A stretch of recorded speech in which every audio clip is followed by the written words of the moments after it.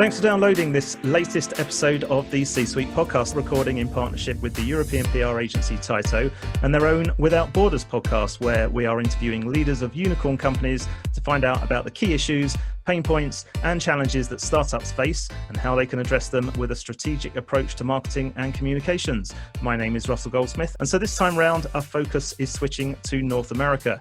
Now my co-host for this special series of interviews is Tyto's founder Brendon Craigie, and we're thrilled to be joined online from Boston in the US by Mike Massaro, CEO of Flywire, a high-growth vertical payments company that gained unicorn status in February 2020. So welcome to the show, Mike.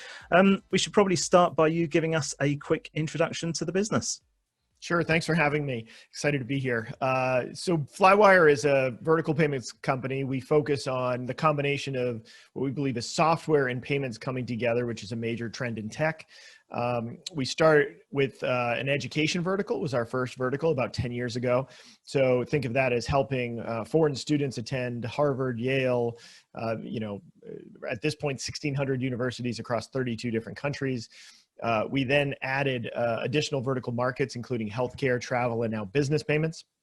And as we continue to add new verticals, new geographies, really what is unique about what we do is we actually have a way in which we move the money. So we have a way to move the money. We have one shared tech platform for payment functions. And then we have vertical software that's super targeted for integration points within these industries, use cases.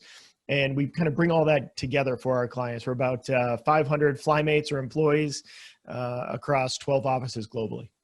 I love that term, Flymates. Excellent. I mentioned in the intro that you reached unicorn status in February 2020, which was, if I've got this right, after a funding round of 120 million.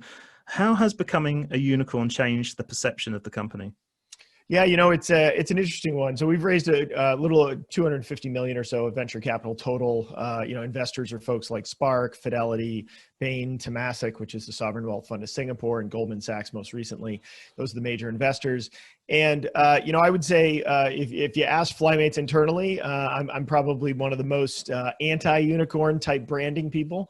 I'm a big heavily focused on execution, on all the blood, sweat, and tears that went into building the company for 10 years.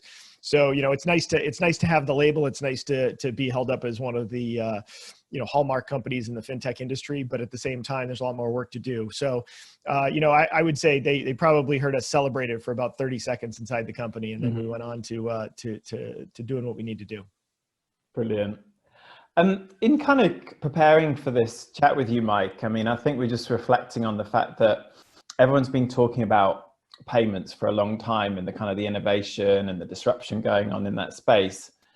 And I was kind of curious to kind of look into it a bit more, and saw that in one of the recent articles that Boston Consulting Group mentioned that the area of global payments is growing at roughly 6% annually.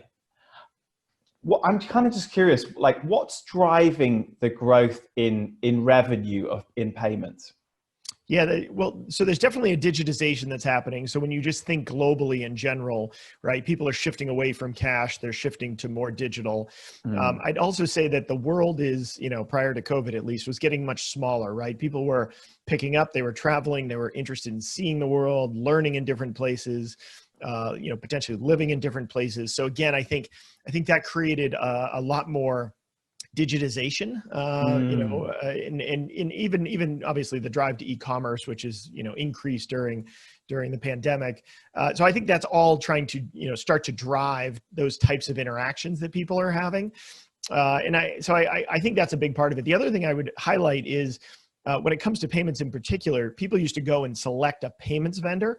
And I think one of the other big shifts is that payments are kind of embedded in everything we do, right? I often tell the story in New York City where, prior to COVID, I was hopping out of a taxi cab, didn't pay the taxi cab driver, thought he was an Uber, which offended the taxi cab driver. And that was a good example where payments are so embedded in my day-to-day experience that I didn't even realize there was a transaction there. And I think that's what's happening with software as well. when you're delivering software like we are to our clients, they're sitting there and saying, well, geez, I don't have to make a payment decision now, right? If payments are part of the offering, then that's taking complexity away from me. That's taking decision-making away from me. I don't have to be an expert in payments. So I think when you do that, when you have more seamlessly integrated software with payments, I think usage levels also can kind of go up because it's just a better experience. That's really fascinating, and yeah, it helps to kind of put that figure into context. Kind of picking up on another thing that caught our eye, a piece, I think it was in Forbes, was talking about how this is a space that is kind of increasingly very margin thin, and that fintech companies, to kind of be sort of commercially successful, really need to be sort of seeking out more sort of vertical specific challenges to fix, which I guess that is an area that you've really focused on. Yeah, and again, I think for us, it's the payment economics at some point, you can look at payments and say it's very commoditized, right? The cost of picking one vendor to process a credit card versus another can be very small, right? So people are trying to differentiate on the processing, the tech platforms that are behind them, the interfaces, right? It's part of the reason you've seen such consolidation inside the credit card processing sector, right? Where there's been massive acquisitions in consolidation in what is traditional merchant processing. And again, I think part of why you see software kind of coming into this mix is you can deliver a lot of software to clients, delivering a ton of value, right? And that value can then be monetized either through software licensing or payment economics or some combination of both, right? So if you actually have the payments integrated in with the software, you end up with a little more, I'd say, flexibility when it comes to monetization, right? So, and I'll, give you plenty of good examples. If you think of what the software can do to add value. So in some of our sectors, like education and healthcare in particular, the concept of paying a large amount of money all at once, isn't that common, right? If you're going to send your child to Yale or, Oxford, right? You may not be able to kind of make that massive lump sum payment at one time. And so this concept of a payment plan exists, and that's saying, hey, I can split my payment into 5 installments. It's a non-interest bearing component, right? It's just pretty much the university extending different payment terms because they know the ability to maybe pay $60,000 equivalent in a lump sum may be difficult for people. And so when you look at that, you kind of have a situation where you have software adding a ton of value to both the payer, but also to the end client, in our case, the university, right? So it's solving a complex problem that they have, but at the same time, your monetization is through software and through payments. Brilliant. That's interesting. Mike, you touched on COVID a little bit just before there. I mean, one of the things we were wondering in terms of, I mean, obviously we're recording this, after a pretty difficult year. What impact has coronavirus had on your business, and how have you had to adapt it? Yeah, it was definitely quite an experience. We have 65 or so Flymates in Asia Pacific. So a number of folks started to be impacted even in, January, February in places like Singapore, Tokyo, Shanghai. And so, we got a kind of early view than a lot of other probably tech startups had of what the potential implications were of having people shift and work remotely, some of the stresses that happen to people in kind of this environment.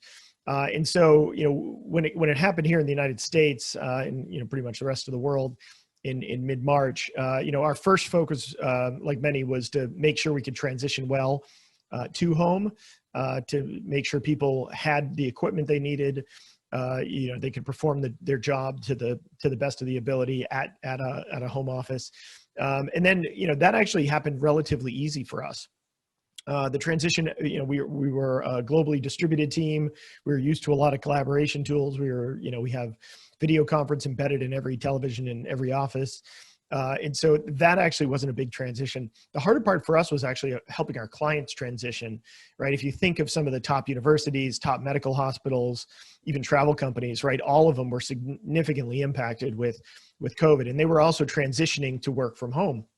And so you would often see things not working, right? They didn't have access to maybe systems the right way. They didn't, they had to adapt maybe their billing dates, their invoicing dates, things in which they were doing had to change. And so our team spent a lot of time and effort, making either changes to the platform, changes to customizations for the clients, configuring different, features for them that they may have not utilized before. And so that was a big focus. Actually gave us a kind of a rallying cry kind of around, how do we help our clients navigate this? And in many ways tried to defocus it about kind of ourselves and our experience and focus on what we could do to help our clients. So I think that helped us a lot initially. Of course, we did all the financial planning. You immediately kind of start to look and say, okay, we were fortunate. We just raised 120 million in February. Thank goodness we kept the pedal down on the fundraise. But of course, you sit there, you look at your spending, you look at, we had a plan to hire 120 new Flymates this year. And, of course, that wasn't going to happen in this environment. So, you adjusted your financial plans and then you tried to navigate. I'd say we definitely played defense for probably that 2 to 3 month period between, March and I'd say early mid-June. And then we started to say, okay, how do we start playing more offense, right? Like this is going to be a bit of the new normal for a long time. My belief is that people want to play more offense than they do defense. And how do you look for opportunities to innovate? How do you look for new products to build? How do you, new markets to enter? And so that's really where we started our efforts in kind of, I'd say July and August. And again, just trying to support our people, address some of the wellness, mental health issues that everybody's facing in a stressful time. So that's kind of how we navigated. That's great. Moving on the discussion to one of our kind of favorite topics, which is around communications. We've talked a little bit about how, the payment space is on the surface of it, not necessarily in your specific area, but on the surface of it, kind of very noisy and crowded. What's been your approach to kind of raising awareness and kind of differentiating Flywire in the market?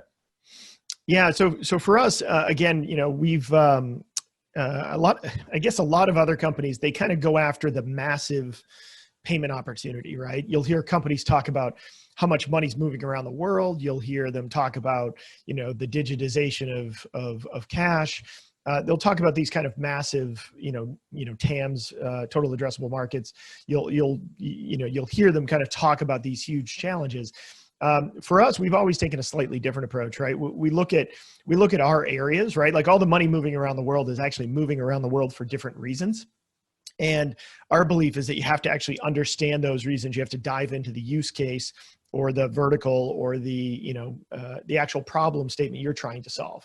And I think that's probably one of the things that differentiates us the most. In early days, frankly, everyone thought we were just kind of this, niche player who was going after this small education market. And our plans were always much bigger and broader, right? We looked and said, hey, there are certain industries that have been poorly served by payments. They don't just need, credit card capture. They actually need more software, more comprehensive solution. Oftentimes the payments are larger, they're more complex, they're global. And our belief was that was part of the big reason why so much of that money wasn't digitized well. And so we started in education, but branded out. So, expanded out. So when you look at that, I think a lot of people looked at us and said, geez, let's see if they can actually get outside of education. Can they get into other verticals? Can they get into other countries? Can they offer additional products? And so again, we're hyper focused on kind of the problem we're solving. And then have scaled a bit different than kind of casting this big net, this big story, even though ultimately we're kind of going after that same large total addressable market. It sounds like you're very much on the hunt and on the lookout for those, much more complex challenges that need to be fixed. That seems to be a recurring theme of what you're talking about. Yeah, and I would also say just even with cards, right? Like for Flywire, probably about 20% of our volume is over credit card. So if you think of 80% of our volume is over bank accounts, right? Effectively, part of that's due to the transaction size, the complication of the payment. Some of it's due to just the ability for someone to put $20,000, $30,000 or pounds on a on a credit card, right? There's certain types of limits that a lot of consumers still have. So again, that's a major differentiator, right? Most of the traditional payment processors are oftentimes merchant processors for cards, right? Point of sale, kiosk type payments, maybe e-commerce. And so again, we're actually casting a much broader net, and we're digitizing a lot of things that used to go over, maybe bank wires or even checks here in the United States, or paper checks are still quite significant. So people used to be using those mechanisms and are really starting to digitize. Turning a little bit to explore some of the values of Flywire. I know that kind of we touched on collaboration a minute ago. I see that that's one of your values. How have you kind of managed to build this your company culture in sort of such a fast moving, high growth, and I guess global way? Yeah, well, it's probably getting a bit of a theme, but early on, we actually had, ups and downs early on in the evolution of the company, right? We actually had a spot where we almost sold the business, probably eight to 9 years ago. And, thankfully we didn't, and we focused on, our investors supported us through finding product market fit, and we're able to really accelerate. And I would say we picked our head up probably about maybe 3.5 years into the journey, and realized that, we had a team of about 40, and we were going to have to scale in the next part of our journey to probably, triple that. And that was the moment in which everybody kept referencing how great our culture was, but we didn't have like the fancy posters on the walls and the motivational statements and, everything that people normally would put out there. And so I actually embarked on a program internally with Flymates obviously contributing, which was, let's unearth what everybody keeps talking about, right? Because everybody who visits us, our investors, bank partners, everyone's like, oh, you guys got a great culture, right? They all spoke about, what they saw consistent across Flymates, even across, very, distant locations. Right. And I found that fascinating. And so I like to say we unearthed our values, right, in our culture, because it was there. We just had never put words to it. And before we went and hired another 100 people, we felt like we needed to know exactly what those traits were, so that we could look for them in others and kind of grow. And so, that's where, things like global collaboration came from. Part of it was a forcing mechanism. Frankly, early on, one of our biggest challenges was navigating global collaboration, right? We didn't have the money to kind of fly ourselves around the world to see each other. And so you kind of had to use technology the best you could. And you did have to kind of get on an airplane and go see people and build those relationships, because you then had to go remote again. And so by far, one of the probably most important values we've had. Another one that's kind of top of mind is authenticity.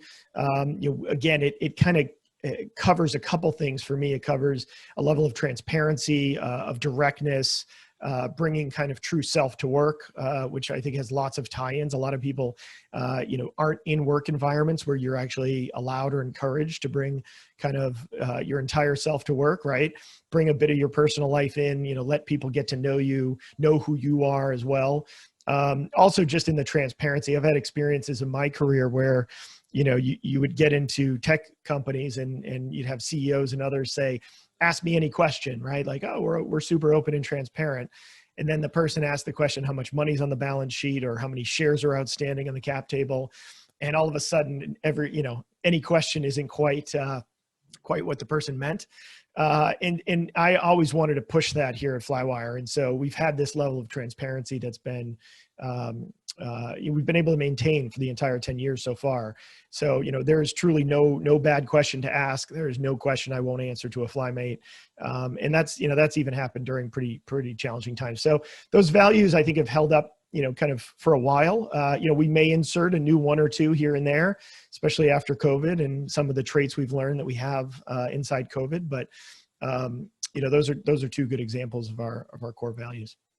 It's great when you get the opportunity to kind of sort of like take some of those sort of bad experiences you've had in the past and then kind of correct them in the future.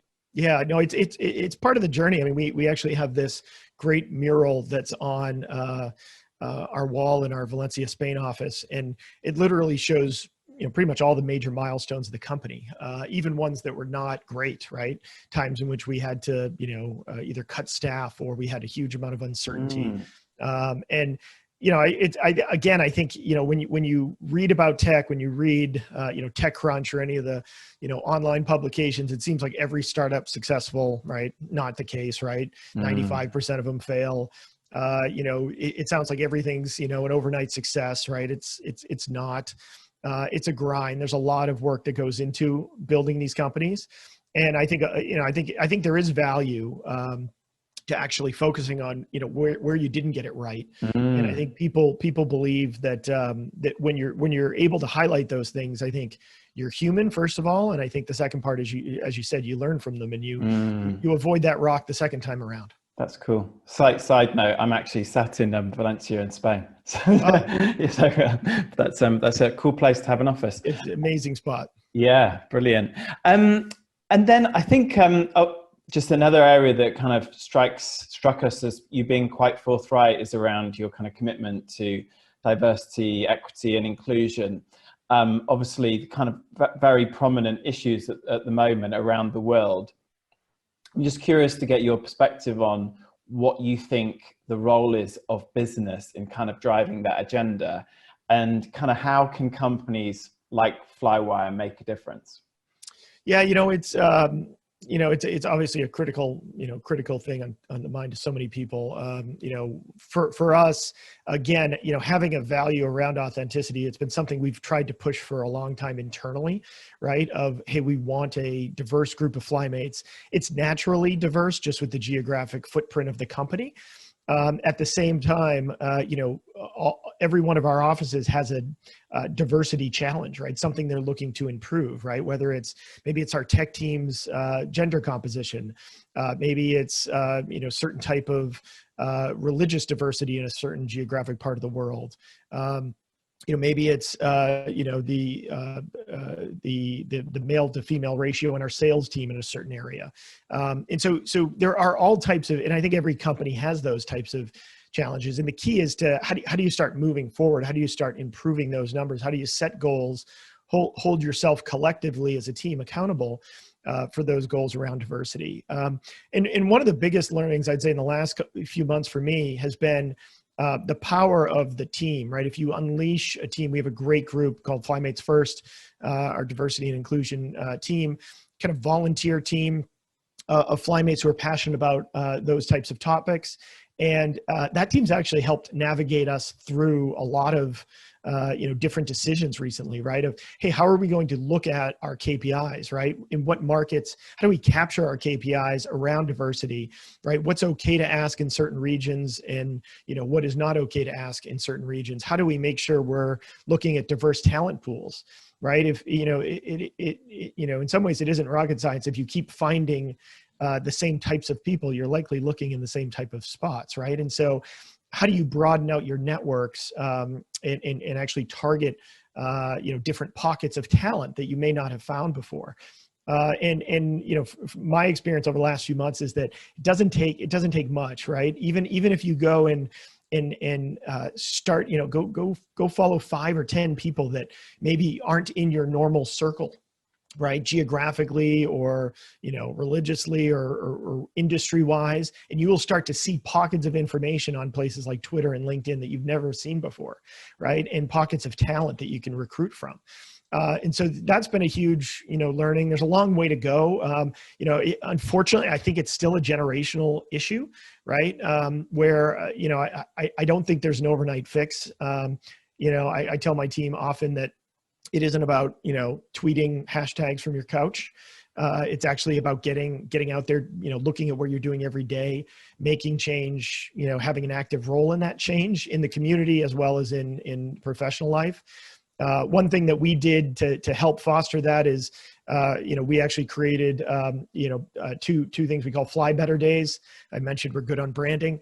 But again, in parts of kind of the social injustice, unrest, and racism issues that have happened in the world, like it just became overwhelming to so many people outside. We just said, we're going to create 2 paid days people should go give their time in their efforts to causes that they care about, right? So it allowed Flymates to go out and potentially participate in a peaceful protest. It allowed them to, maybe focus on, getting people out to vote.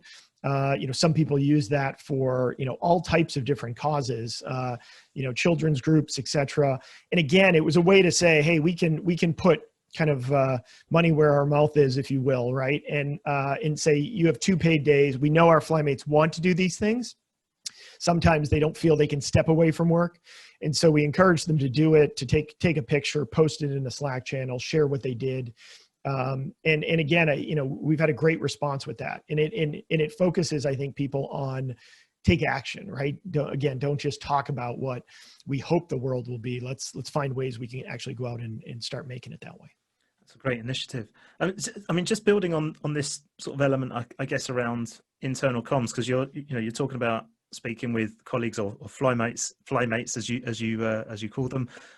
How do you balance that need though to talk to individuals and then teams and then the whole company as well? Especially given at the moment, you've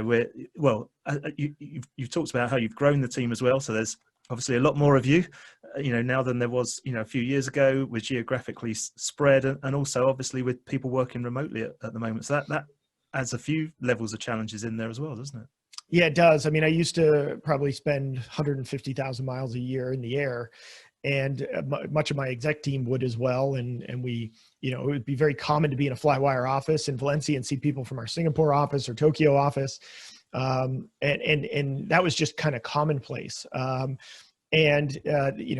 the pandemic changed that. So we've had to get more creative. I'd say, we've probably tried 3 different formats of all company meetings, right? Because everybody is on these video conferences so often. How do you not take up more and more of their time to communicate the information when they're constantly on these conferences to do their jobs? And so we've been recording short videos, trying to give people bite-sized content that they can consume throughout their day, or, sometimes people even catch up on them over the weekend. So it gets information out there without kind of forcing people to kind of sit there and listen in a forum. So we've been trying things like that. I've been known to drop a Zoom link in a Slack channel of a couple hundred people and say, I'm on this Zoom for the next hour if anybody wants to drop in. And things like that, I think create a little spontaneity in a world where I guess serendipity may be gone for at least right now. Everything seems so planned. And so, I think those are some of the things we've done. Trying to create pockets of, socially distant activities that people can participate in if that's acceptable in the region in which they're in. So, we gave people stipends so that, hey, go find a Flymate, get a coffee, right? Go get a drink, go, order a pizza and go to a park, right?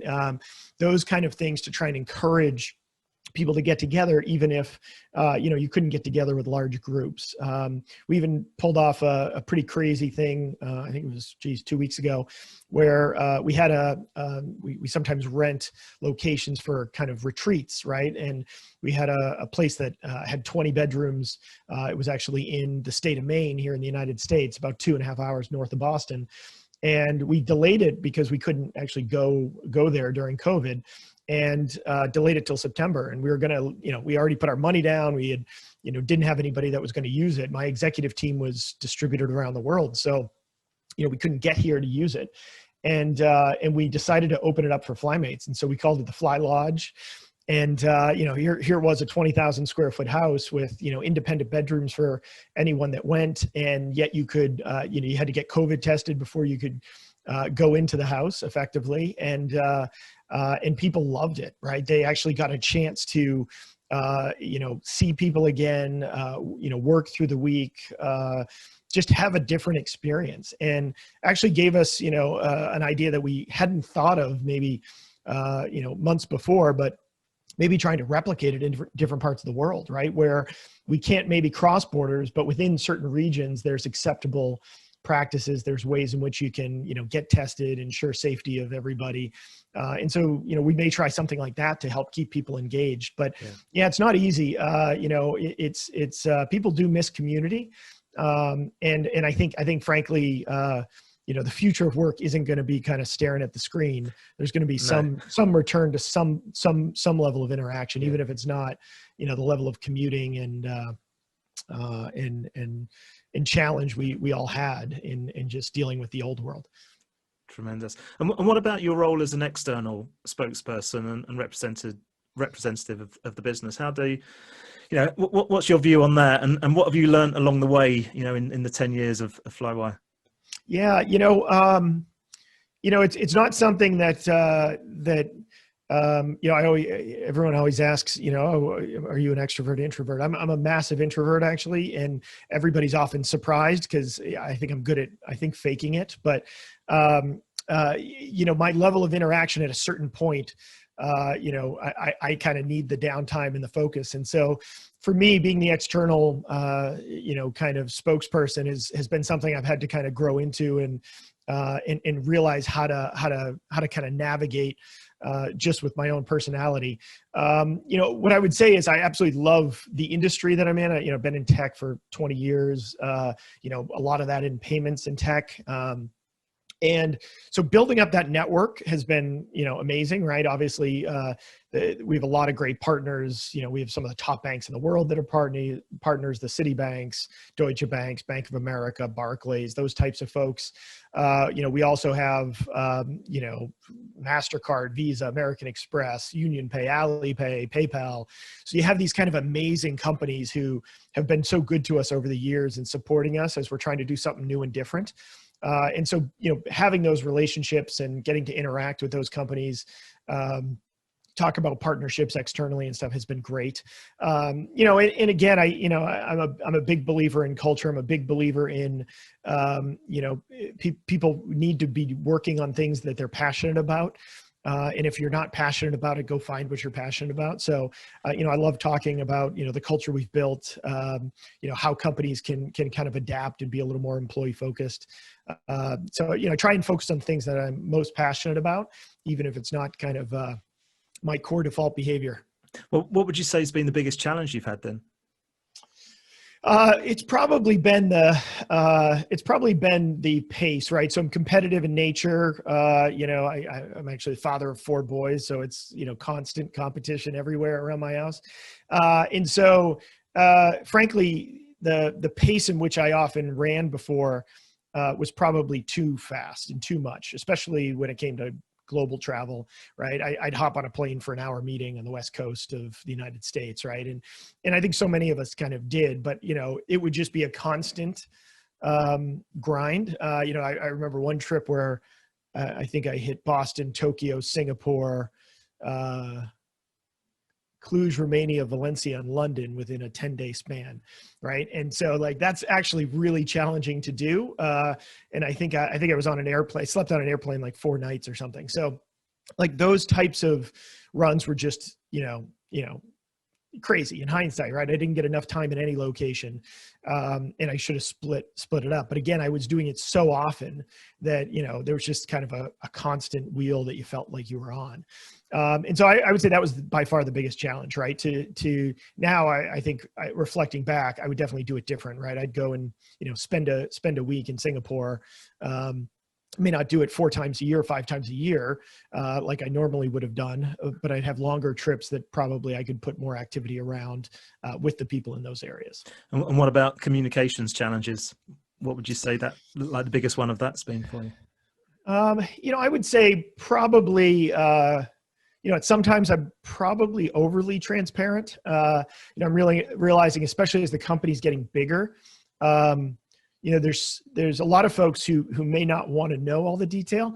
There's a lot, there's almost constant level of decision-making that, the executives and I have on a daily basis. And so, and some of those decisions are hard, right? If you look at just the pandemic, right, you have uncertainty, right? People want to know what the future of work is, for instance. And, I tell Flymates, I can't tell you what the future of work is, right? Like I can't mandate it, right? That's the wrong answer. I can try, but it's the wrong thing. Our engineering team may need a different future of work than our sales team, right? And so part of it is about us figuring it out together. And so sometimes I think being that direct and that transparent may actually sometimes push these complex decisions onto other people that don't necessarily want them. And show a level of uncertainty, even though I think that's the reality of the world. And so I'd say that's the balance for me. I know other CEOs who just go in and say, hey, this is the future of work. This is what we're doing. This is how we're going to be organized. And to me, it's just too simplistic of an answer. Right. And so I try and convey that, but at the same time, some people may see that as, as kind of pushing the challenging topics onto other shoulders, which isn't the intent, just a aspect of transparency. You need to confidently talk about the uncertainty. Yeah, that's exactly right. Yeah, that's the balance I'm trying to figure out. Yeah. Just staying with communications, has anyone ever given you any great advice that you would kind of want to pass on to someone else because it's kind of made a real difference for you as far as communications is concerned? I would say, so I have a chairman, he ran, major divisions of American Express for years. He's on the board of a number of tech companies, Betterment, Yo-Yo Wallets, Remitly, Flywire. And so, he has a way in which when he's talking, and oftentimes, think of the CEOs that he's on the board of their companies. They, like myself, they come to him with these ridiculous challenges, problems, complex things. Right. And his ability to reflect, like first pause and then reflect, like most people want to jump in with an answer. And that's my default behavior too. It's like, you throw a huge challenge at me and I'm going to start answering it or giving you direction, which drives my wife crazy as well. Right. She's always like, sometimes I just want you to listen. Right.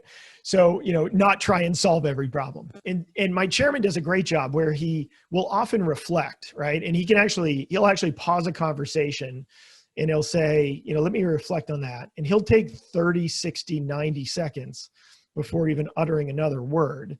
And then he'll come out with an actually well thought out, well articulated point.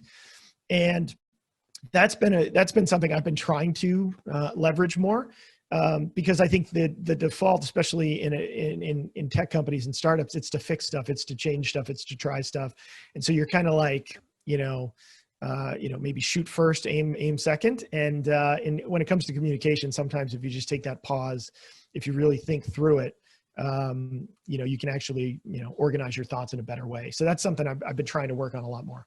That's great advice. Yeah, brilliant.